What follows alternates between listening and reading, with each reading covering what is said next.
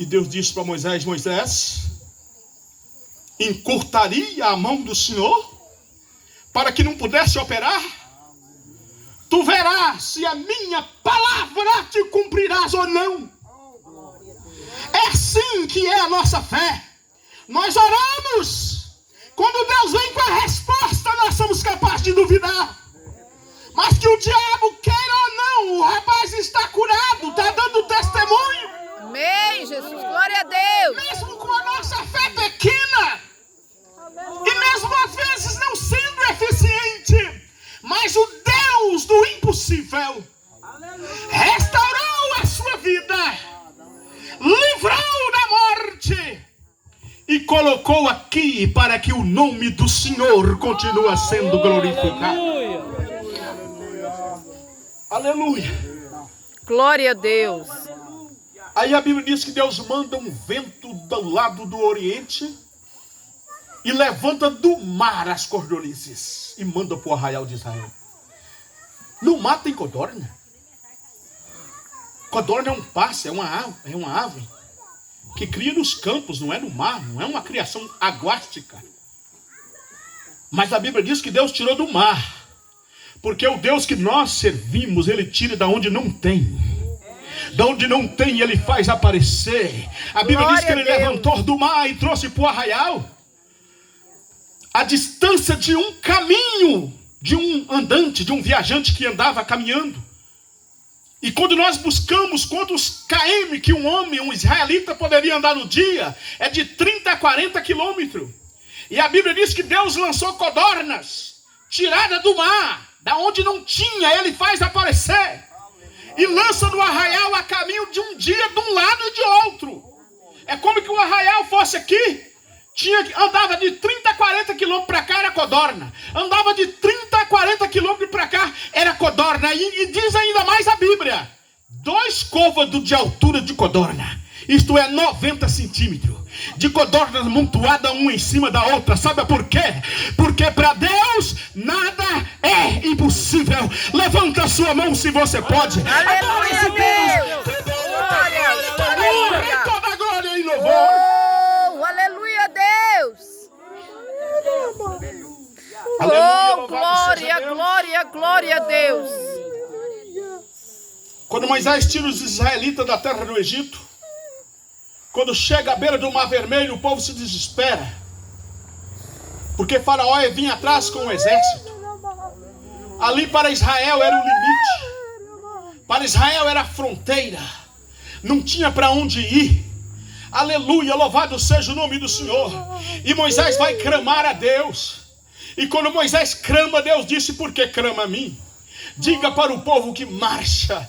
E Moisés, levantando, crendo, disse para o povo: não tem mais, mas aquietai-vos, sossegai, porque o Senhor pelejará por vós. Esses egípcios que vós vides hoje, nunca mais vereis para sempre. O Senhor pelejará por vós e vós calareis. Aí Deus disse: Moisés, levanta a sua mão. Tem algum pregador que, por não examinar bem o texto, diz que Moisés levantou o cajado e feriu as águas se dividiu e o povo passou. Não foi bem assim não. A Bíblia diz que Deus manda Moisés levantar a mão. E ele levanta a mão. E quando Moisés levanta a mão, Deus manda um vento congelante do lado do Oriente. E a Bíblia diz que durou a noite toda. Aquele vento congelante, congelando as águas do mar. A Bíblia diz que o mar ficou em seco.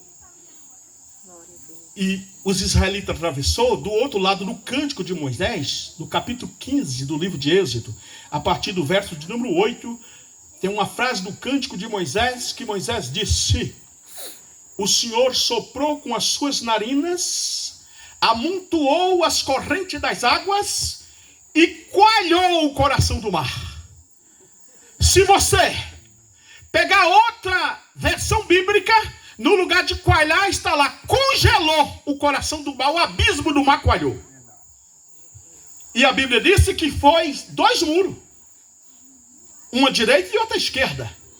A gente só constrói muro com pedra, e Deus construiu um muro com pedra de gelo. O mar coalhou, congelou e se abriu e amontoou pedra de um lado e de outro. Aleluia. Porque para Deus nada é impossível. Glória a Deus. Aleluia, Aleluia. louvado seja o nome do Senhor. Diferente do Jordão. Na travessia do Jordão, as águas se amontoaram do lado de cima e as águas de baixo desceram. O rio secou. O Mar Vermelho não. O Mar Vermelho congelou e amontoou pedras de gelos de um lado e de outro. E o povo caminhou pelo seco e do outro lado do mar. O hino da vitória foi cantado. Aleluia. Primeiro por Moisés e depois por Miriam e as demais mulheres. Mas, na verdade, a gente vê muita gente falando sobre o cântico de Miriam, né? E o cântico de Moisés quase ninguém fala. É muitos pregadores que pregam sobre o cântico de Miriam, mas quem cantou primeiro foi Moisés. E deixa eu te falar uma coisa, o cântico de Miriam ficou lá no barranco do Mar Vermelho, mas o cântico de Moisés aparece lá no Apocalipse. Aleluia, louvado seja o nome do Senhor. João, nas suas visões escatológicas, quando estava exilado na ilha chamada Pátimo, ele vê uma plataforma celeste e os redimidos com as harpas nas suas mãos, e a Bíblia diz que cantava o cântico de Moisés e o cântico do Cordeiro. Aleluia. Glória o cântico de Moisés, por quê? Aleluia. Porque Moisés cantou sobre o triunfo que triunfou sobre o Egito e o seu exército, sobre Faraó e o seu exército. Uma sombra do anticristo, que Cristo há de triunfar também com o seu povo sobre o anticristo, sobre o inferno e os demônios. E João teve o privilégio de ver numa plataforma celeste, aleluia, a multidão de pessoas salvas com as harpas nas suas mãos, cantando o cântico de Moisés e o cântico do Cordeiro. Oh, aleluia. A família dos Barbosa, aleluia, que atravessa esse mar, que para nós outra hora era uma fronteira, era um limite, mas nós já estamos além deste mar, com as Glória a armas nas Deus. mãos, Aleluia. e cantando o hino do Cordeiro, o hino da vitória, porque para Deus nada é impossível. Amém, Jesus. Glória a Deus. O mais grande das nossas vidas. Cantai-me, ouve-as, né? Descei bacou, maná de tudo. Jesus, aleluia. Adalamage, tu me anda, se me canta, alamage, tu me anda. Aleluia. Oh, aleluia, louvado seja o nome do Senhor. Oh, Deus da minha alma. Em Atos dos Apóstolos, Atos dos Apóstolos, no capítulo de número 12, nós temos uma passagem ali muito importante. Maravilhoso, Deus. Uma perseguição da parte de Herodes, que começou a matar os cristãos, e vendo que isso agradava os judeus, ele prosseguiu, matou Tiago ao fio da espada e prendeu Pedro para apresentar ao povo, para ter uma votação. Sendo aprovado, Pedro seria morto também. Mas a Bíblia diz que a igreja fazia contínua oração por Pedro. Enquanto a igreja orava, aleluia, enquanto a igreja orava, o anjo desce lá no cárcere, entra lá no cárcere e chega para Pedro e diz: calça as suas sandálias, cinge os teus lombos com os seus cintos, toma a sua capa e segue-me. As correntes caem automaticamente das mãos de Pedro, e ele levanta e começa a seguir o anjo, acreditando que era um sonho, que não poderia ser realidade. Mas quando ele passa toda a área daquela presídio de segurança máxima, e quando chega lá na frente que o anjo deixa ele percebe que verdadeiramente era um milagre. E ele disse: agora sei que verdadeiramente o Senhor enviou o seu anjo e me livrou das mãos de Herodes e de tudo quanto os judeus intentaram contra mim. Aleluia, louvado seja Deus. Mas o mais importante é que quando Pedro chega lá na casa da irmã Maria, a mãe de João Marcos, a igreja estava reunida lá orando. Aleluia. E quando Pedro chega e bate na porta, que uma menina por nome de Rode corre para atender e pergunta quem é que bate na porta, e Pedro diz: sou eu, é o pastor Pedro. A menina ouviu a voz de Pedro, correu de alegria e não abriu a porta. Mas corre para a igreja que estava de joelho orando e disse: é Pedro, Pedro está na porta. Aleluia. Sabe o que é que a igreja que estava orando disse? Pedro não. Essa menina está fora de si. Pedro está na prisão, segurança máxima, ele não sai de lá não. Ele vai morrer igual o Tiago morreu. Nós estamos sem obreiro, sem pastor, vai morrer. Essa menina está louca, está delirando. A menina persistiu dizendo: não, é Pedro, eu conheço a voz do meu pastor, é Pedro que está na porta. Glória a Deus. E quando foram lá abrir a porta, era Pedro, que estava sentenciado à morte, que estava na prisão para ser passado no outro dia ao fio da espada, mas agora estava na casa onde a igreja estava reunida. Sabe por quê? Porque para Deus nada é impossível. Aleluia. Aleluia, Jesus. Aleluia, louvado seja o nome do Senhor para todo sempre. No capítulo 3 do livro de Reis, segundo os Reis, nós temos uma passagem maravilhosa, quando 3 reis se unem. O rei Josafá se uniu com o rei Jorão, que era um idólatra, apostatado da fé, genuíno em Deus, e o rei de Edom, para ir numa batalha contra os moabitas. E de repente não tinha mais água nenhum prêmio no deserto. E o rei Jorão, na sua falta de fé, começou a lamentar e dizer: o Senhor chamou esses 3 reis para matar no deserto de sede os animais. Mas Josafá, que era crente, disse: não tem nenhum profeta do Senhor nesta região que a gente poderia consultar. E apareceu alguém que disse: aqui mora Eliseu, está aqui Eliseu, aquele que lançava água na mão do profeta Elias. Josafá disse: está com ele a palavra do Senhor. Quando chegaram diante do profeta Eliseu, o rei Jorão, que era o principal rei, que os outros tinham aliado a ele, chega na frente, e quando ele olha, o profeta olha e disse: que tu vem a mim? Por que tu não vai aos profetas do teu pai e da tua mãe? Aos deuses que você serve, que você adora? Quando a coisa pura, você serve as suas imagens por lá que não tem nenhum poder? Quando a coisa pura, você vem buscar o Deus de Israel? Vai procurar os deuses dos seus pais? Deus do teu pai e da tua mãe? E ele disse: não. É porque o Senhor chamou esses 3 reis para matar no deserto com esses 3 exércitos. O profeta olha para ele e diz: olha, se eu não respeitasse a palavra, a presença de Josafá, eu nem para você olharia. Mas por causa da presença de Josafá aqui, manda trazer a mim um tangedor, um músico, alguém que toca harpa.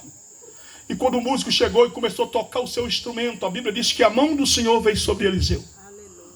E ele profetizou dizendo: não vereis chuvas e não vereis vento, assim diz o Senhor, mas pode abrir cova, porque o Senhor vai encher de água. Aleluia, porque para Deus nada é impossível. Aleluia, louvado seja o nome do Senhor. E os israelitas, juntamente com os outros reinos ali, cavaram as covas, e no outro dia as águas vieram. E Deus ainda faz o sol nascer vermelho, que resplandece nas águas. E aí confunde os inimigos que olharam nas águas e disseram: é sangue.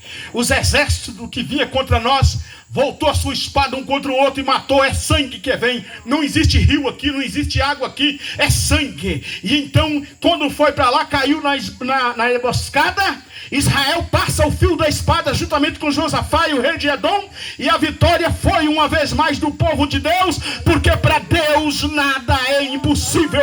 Ele tira da onde não tem, onde não existe, ele faz aparecer. Oh, aleluia, louvado seja o nome do Senhor para todos sempre. E às vezes, meus irmãos, é assim. A nossa fé é tão pequena, e às vezes é tão com falta de eficiência. E às vezes mesmo assim, Deus na sua misericórdia e graça, Ele opera. Aleluia, louvado seja o nome do Senhor. Quem não se lembra do rei Josias, que adoeceu? Ezequias, né? O rei Ezequias adoece de morte. E Deus manda o profeta, e o profeta vai e entrega a mensagem dizendo: assim diz o Senhor, põe a sua casa em ordem, porque morrerá e não viverá.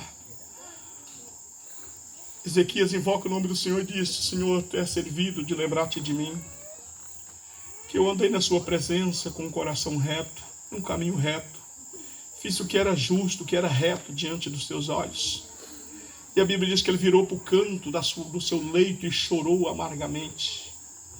Antes que o profeta saísse do pátio, a palavra do Senhor veio a ele dizendo: volta para Ezequias e diga para ele que eu vi as suas lágrimas e ouvi a sua oração. Vou curar daquela enfermidade, vou acrescentar os seus dias por mais 15 anos e ainda vou livrar da opressão e do poder do rei da Síria. Aleluia, Deus. Sabe o que Ezequias respondeu quando o profeta chegou? O profeta chegou com uma nova mensagem. O rei olhou para o profeta e disse: que sinal tu tem para mim? Que o Senhor vai me curar? Que há 3 dias eu subirei na casa do Senhor para sacrifício?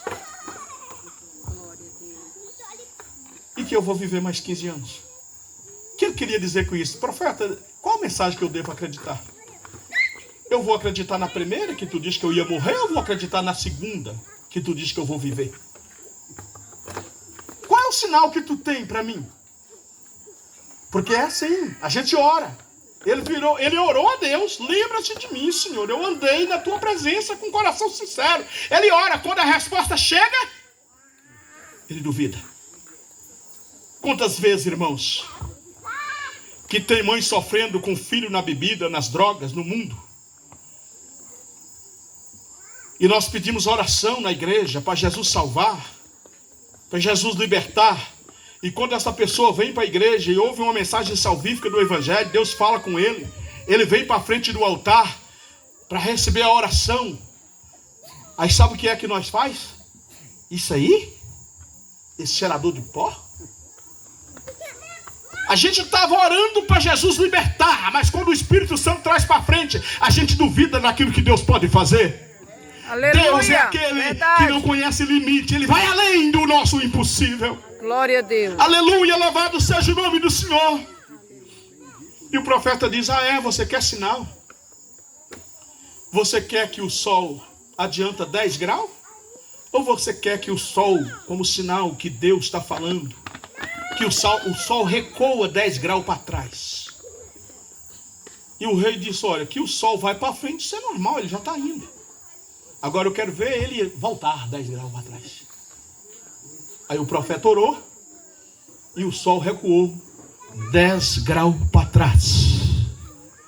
Porque para Deus nada é impossível. Eu preciso encerrar.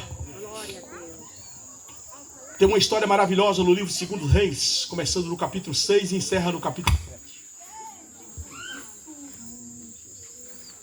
E encerra no capítulo de número 7. Começa no capítulo 6 e encerra no capítulo 7. Samaria estava cercada, a capital de Israel, cercada pelos inimigos da Síria. Uma fome terrível, que uma cabeça de jumento passou a valer 80 peças de prata. E o cabo, a 4ª parte de um cabo de esterco de pombo, passou a valer 5 ciclos de prata. Para quem não sabe, o cabo é uma medida de 1 litro. Então isso significa 250 ml ou 250 gramas de esterco de pombo. Passou a valer 5 ciclos de prata. A fome gravíssima, a ponto das mulheres combinar uma com a outra para matar o filho, para guisar, para fazer comida e comê-lo. E o rei passa na muralha da cidade e a mulher desesperada grita: me vale, rei, meu senhor. E o rei disse: da onde eu poderei te socorrer? Da eira ou do lagar? Qual é o teu problema, mulher? E ela responde: essa mulher ontem combinou comigo para matar o meu filho para nós comer. Dentro de um combinado que hoje nós havíamos de matar o filho dela para comer. Porque o pecado traz isso, irmãos. Traz miséria. Traz desgraça na vida das pessoas. Mas hoje ela escondeu dela. O rei ficou indignado e coloca a culpa no profeta Eliseu. dizendo: viva os deuses, que me trata com toda severidade, se a cabeça do profeta Eliseu, filho de Safate, ficar sobre ele até amanhã essas horas. E manda mensageiro para avisar Eliseu. E Eliseu recebe os mensageiros e manda para os anciãos que estavam com ele, dizendo: empurra eles para dentro e fecha a porta, porque eu já ouço os ruídos dos pés do rei, do seu senhor que vem após ele. E quando o rei chega, Eliseu profetiza dizendo: se o problema da cidade é fome, é miséria, é escassez de alimento, não precisa se preocupar, porque amanhã por essas horas haverá promoção de farinha de trigo e de cevada na porta de Samaria. Aleluia. Um capitão da guarda que guardava, protegia o rei, abriu a boca e disse: promoção de trigo e de cevada na porta de Samaria amanhã, por essas horas. Daqui a 24 horas, promoção de trigo, de farinha. Se não tem um grão de nada, de onde vem esta promoção? E ele diz: ainda que Deus abrisse janela no céu, não tinha como isso acontecer. O profeta abre a boca e profetiza. Fica de pé, irmãos, eu vou encerrar agora. O profeta abre a boca e profetiza dizendo: pois tu verás com os teus olhos, mas não comerá da fartura do Senhor. Aleluia, louvado seja o nome do Senhor. Deus é que trabalha, irmãos, é Ele que faz. Aleluia, louvado seja o nome do Senhor. A Bíblia diz que havia fora da porta da cidade de Samaria 4 homens leprosos, repudiados pela sociedade, por causa daquela doença, que não poderia viver com a família, não poderia viver com a sociedade. Era repudiado da família, era repudiado da sociedade, com aquela doença contagiosa. E uns olharam para o outro e disseram: o que estamos fazendo aqui? Se a gente ficar aqui, a gente morre. Se a gente entrar na cidade, também morre. Vamos ao arraial dos filisteus, dos inimigos. Se eles não deixar viver, a gente vive. Se eles nos fazer perecer, então somente perecemos, já estamos à morte mesmo. E eles começaram a caminhar em direção ao acampamento dos filisteus. E na medida que eles foram andando, Deus transforma os ruídos dos seus pés, dos seus passos, em um barulho de guerra, em um tropel de cavalaria de guerra. Imagina o que é que Deus faz? Transforma os ruídos dos passos em barulho de guerra. E os inimigos chamam o comandante e dizem: ei, não tem como vencer Israel mais. Israel alugou todos os demais reinos e veio contra nós, e agora a gente tem que fugir, a gente não consegue vencer. E perdeu a força, a ação de tal forma que não teve nem força para montar nos cavalos para fugir, mas deixou os cavalos atados nos tocos, nas árvores, e fugiram a pé, abandonando o arraial com farinha, com azeite, com ouro, com prata, Glória com a vestimentas preciosas. Aleluia, E os leprosos Pai. chegam e entram em uma tenda e alimenta, toma vinho, come farinha, come do bom e do melhor. Glória a Deus. Pega prata, pega vestes preciosas. Eita Deus, aleluia! E corre e avisa, manda avisar na porta do rei. E o porteiro manda aleluia! noticiar o rei. E o rei manda verificar. E quando chega lá, encontra o arraial dos inimigos abandonados, cheio de alimentos, de víveres. Então eles saqueiam o arraial e levam para a cidade de Samaria. E quando estava completando 24 horas que o profeta tinha profetizado, havia promoção de trigo e de farinha na porta de Samaria. Glória a Deus! Foi atropelado pelo povo, porque duvidou do poder do Glória a Senhor, Deus! dizendo ainda que Deus fazesse abrir janela no céu. Isso não poderia acontecer. Mas o Deus que nós servimos, Vaguinho, é o Deus que não conhece limite, é o Deus que não conhece fronteira. Você era para ter sepultado alguns meses atrás, mas Deus fechou a sua sepultura e te colocou aqui como testemunho do poder de Deus. Glória a Deus!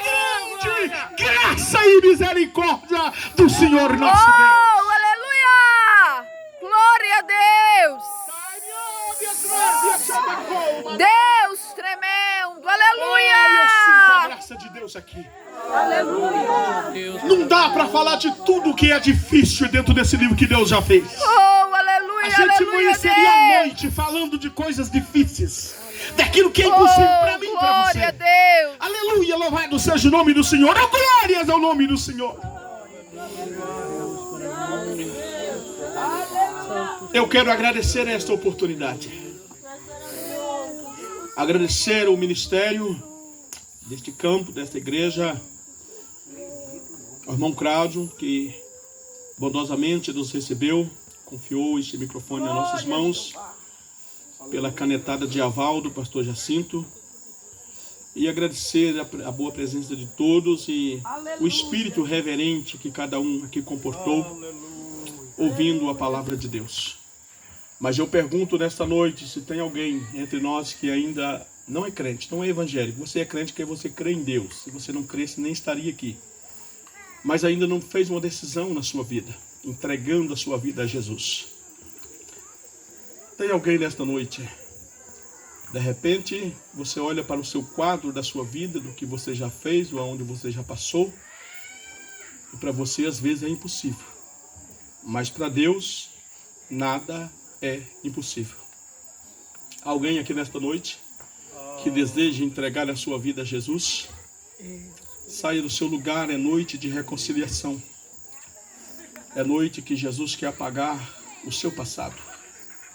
Quer escrever uma nova história na sua vida. Jesus te ama. Quer perdoar os seus pecados. Quer escrever o seu nome no livro da vida. E quer te encher de esperança de vida eterna. Onde está você nesta noite que quer fazer uma decisão entregando a sua vida a Jesus? Alguém nesta noite? Aleluia. O momento é oportuno.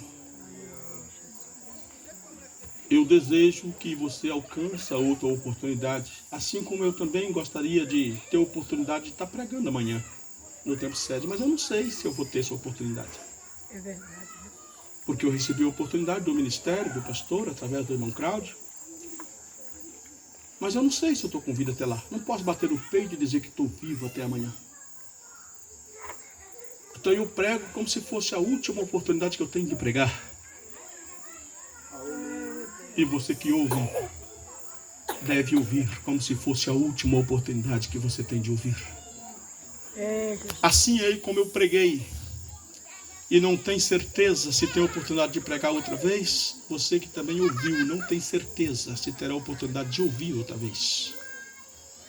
Vai chegar o momento da gente dirigir aqui embaixo o último culto. Vai chegar o momento da gente cantar aqui embaixo o último louvor. Vai chegar o momento da gente entregar aqui a última mensagem. Aleluia, louvado seja o nome do Senhor. Jesus voltará para buscar a sua igreja. Mas Ele pode também fazer a nossa chamada de forma individual através da morte. E a nossa vida começa na eternidade do jeito que ela terminou aqui. Ela terminou bem aqui, ela vai começar bem lá com Deus, na eternidade. Ela terminou mal aqui, ela vai começar mal na eternidade. Não digo isso para te amedrontar, para te causar arrepio, porque eu não preciso disso. Deus, por sua bondade e graça, me outorgou o dom da palavra. Eu não preciso usar a palavra para te amedrontar, para te causar arrepio. Mas esta é a grande verdade. Deve ouvir como se fosse a última oportunidade que você tem de ouvir. Alguém nesta noite que quer fazer uma decisão com Cristo? A Bíblia diz que aprove Deus salvar o crente pela loucura da pregação. Alguém nesta noite não tendo, Deus te abençoe, te guarde e te conceda uma outra oportunidade pela qual nós não podemos garantir. Mas sou grato e louvo a Deus pela oportunidade de estar pregando diante de, posso dizer, de mais de 100 pessoas aqui, reunidos, ajudando essa família a pagar a Deus o voto que eles fizeram, pelo milagre que Deus fez, mesmo através dos médicos, porque Deus opera de forma direta quando Ele quer, e opera também de forma indireta através dos médicos. Mas todos nós sabemos que era uma doença desafiadora, que desafia até a medicina. Mas, como o Senhor não conhece limite, nós estamos aqui para glorificar a Deus e agradecer pela vitória. Irmão Cláudio, Deus abençoe grandemente em nome de Jesus.